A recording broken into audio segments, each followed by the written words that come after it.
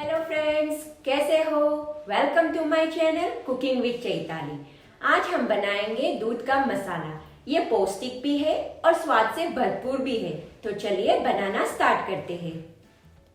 सबसे पहले हम एक पैन लेंगे। पैन गरम होने के बाद हम डालेंगे 1/3 कप कैश्यू नट, 1/4 कप पिस्ता, 1/4 कप बादाम।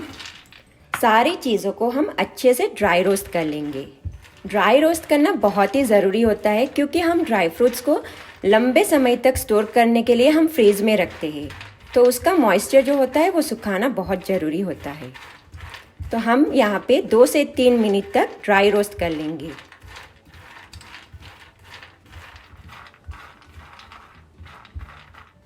हमारे ड्राई फ्रूट्स रोस्ट हो चुके हैं। अब हम इसे ठंडा करने के लिए रखेंगे। हमारे सारे ड्राई फ्रूट्स ठंडे हो चुके हैं। अब हम मिक्सी जार में सारी चीज़ों को डाल देंगे। 6 से 8 इलायची जिसका मैंने छिलका निकाल लिया है, आधा जायफल मैंने कद्दूकस कर लिया है,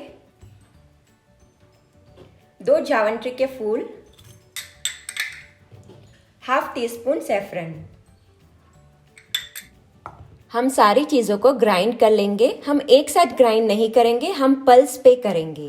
10 सेकंड चलाएंगे फिर बंद करेंगे, 10 सेकंड चलाएंगे फिर बंद करेंगे।